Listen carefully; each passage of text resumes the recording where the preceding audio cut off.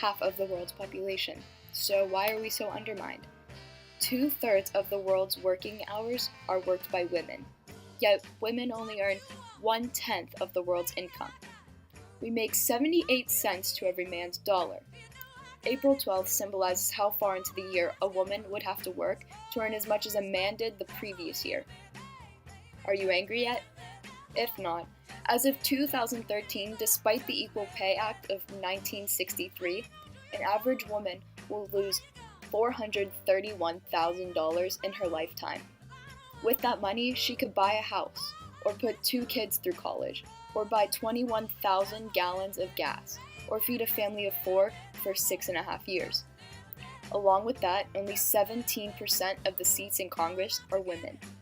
That's another 83% who are men making decisions about what women can and can't do with their bodies. This is why we need feminism.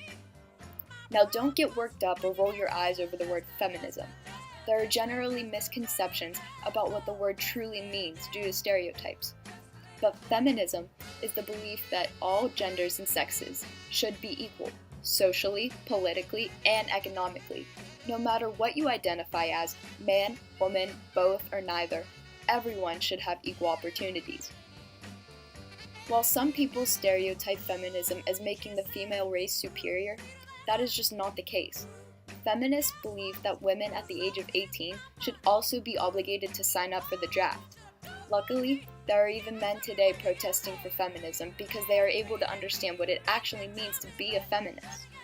Now, I'm not saying that women don't have it pretty good in the US.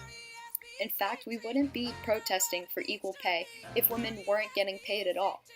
Women didn't even really start working until World War II, when all the men were out fighting.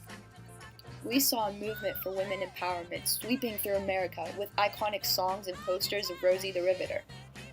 Women all over the country were proving that they were capable enough to handle anything a man could, even working with heavy-duty machinery in steel mills.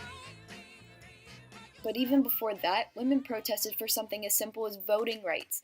In June of 1919, Congress finally passed the 19th Amendment that would allow women in America to have a say in the government that affected their lives every day. Then in 1923, the Equal Rights Amendment was introduced in Congress for the first time. This amendment would affirm the equal application of the Constitution to all persons, regardless of their sex. It was written by Alice Paul, suffragist leader and founder of the National Women's Party. The Republican Party even included the ERA in its platform every 4 years until 1980.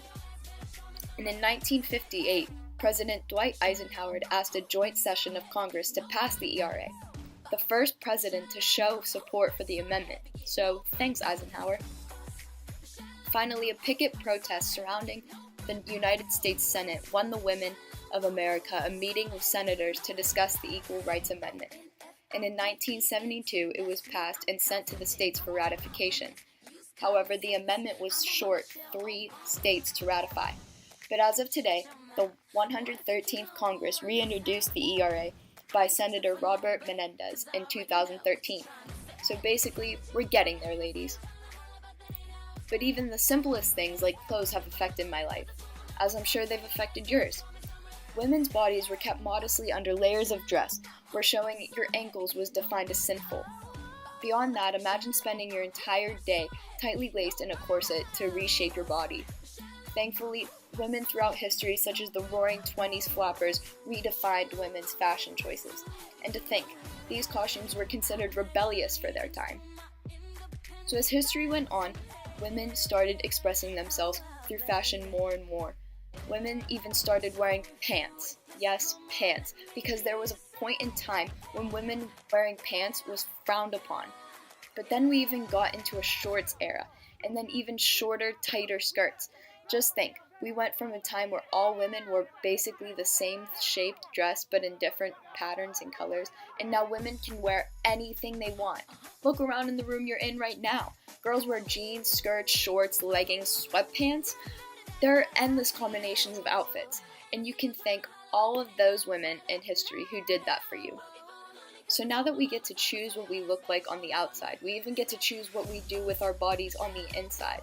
And what do I mean by that? I mean women protested and are still protesting today for our right to birth control, abortion, and other choices that we should be able to make because these are our bodies.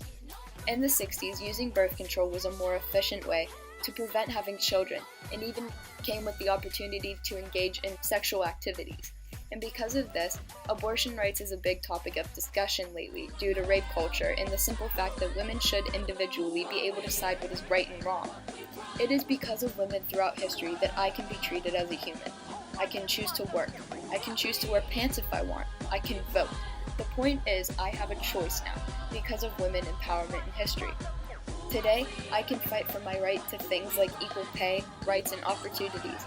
And one day, girls and boys can grow up learning that women's rights are simply human rights.